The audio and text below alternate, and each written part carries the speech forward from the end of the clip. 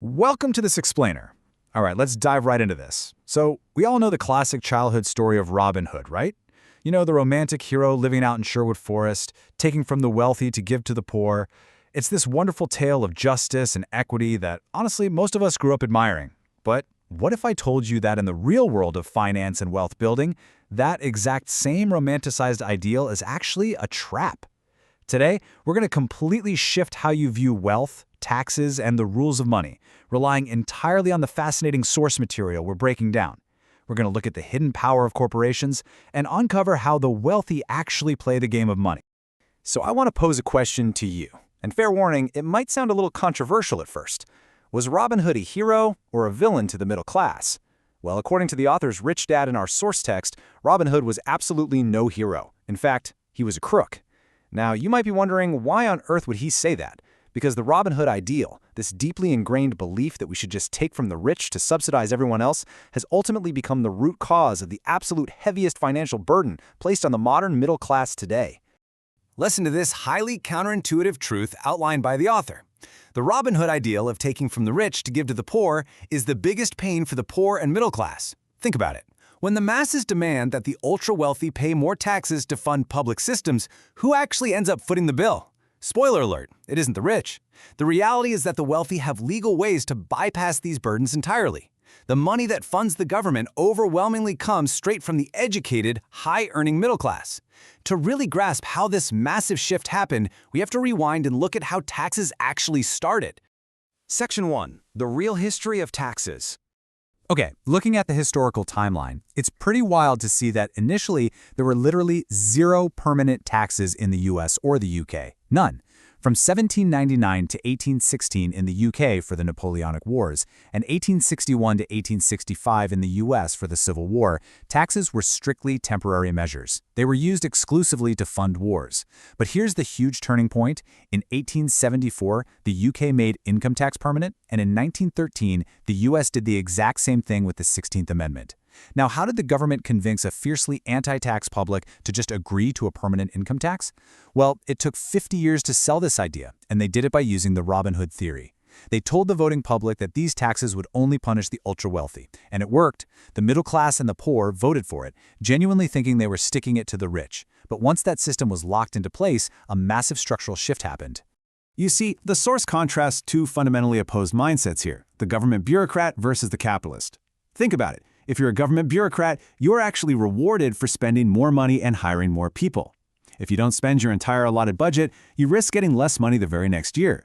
A larger organization in government equates to more respect and power. The capitalist, however, is rewarded for the exact opposite, spending way less money, keeping headcount super efficient, and generating profit. Because the government is incentivized to constantly grow, its appetite for money is basically insatiable. Once the government got a taste of that tax revenue, they just needed more. So what happened?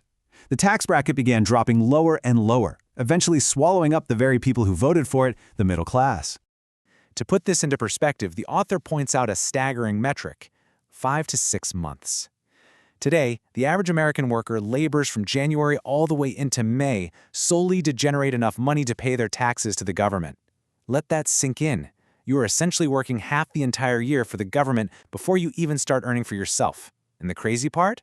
The harder you work as an employee, the more you pay. The rich, however, did not just sit back and accept this. They found a brilliant way to fight back entirely within the bounds of the law.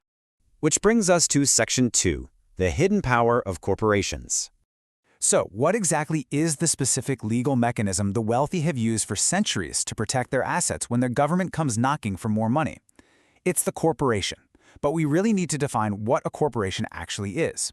When I say that word, you're probably picturing a massive glass skyscraper with a glowing logo, right?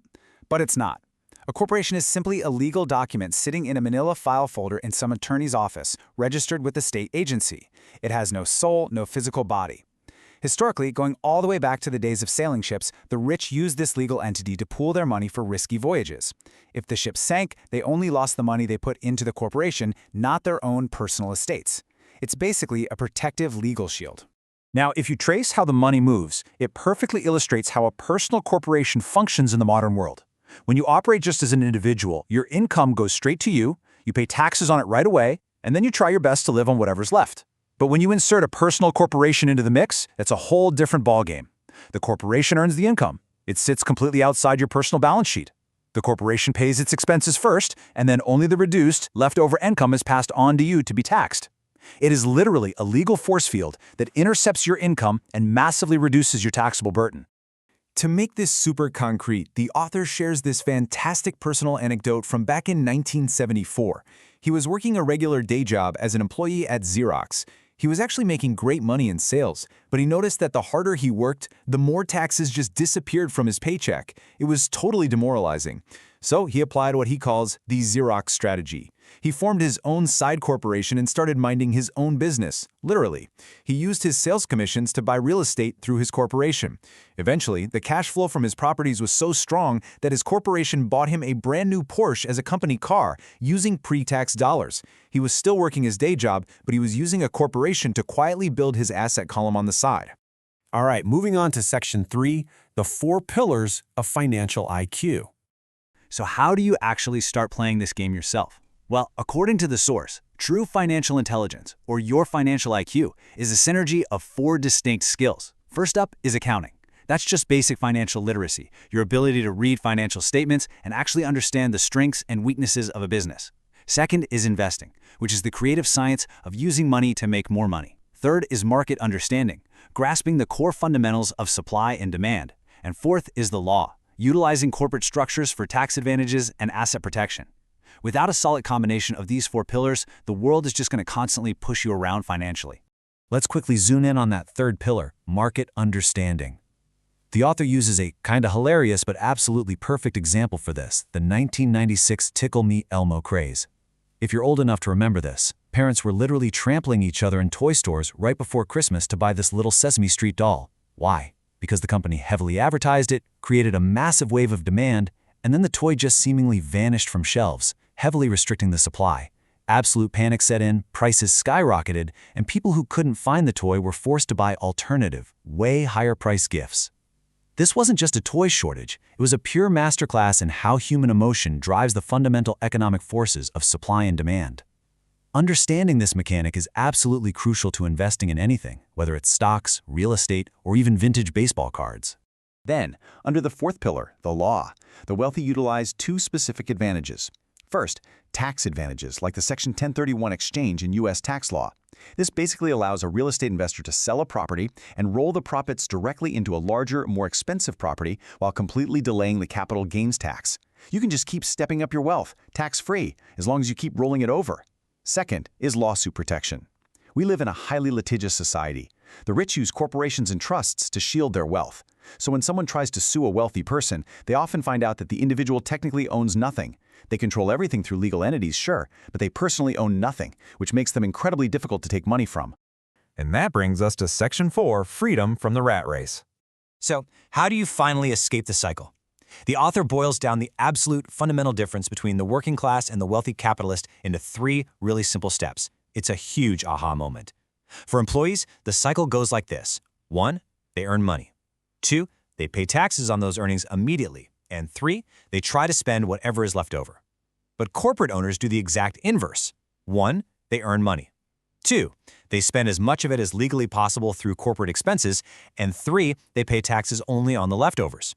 The source argues this is the biggest legal tax loophole utilized by the rich, and it explains perfectly why an employee will consistently struggle to catch up if they solely rely on a standard paycheck. Which leaves us with this final, vital thought. The author's highly educated father always advised him to study hard so he could find a safe job and climb the corporate ladder. But his rich dad simply laughed at that and asked a question that I'm going to leave you with today. If you are working tirelessly, paying massive taxes, and giving away your financial power, are you just climbing the corporate ladder, or is it time you started figuring out how to own the ladder? Really think about that for a second. Apply these 4 pillars, understand the history we just went through, and maybe it's time to change your entire strategy. Thanks so much for joining me on this explainer, and I'll catch you next time.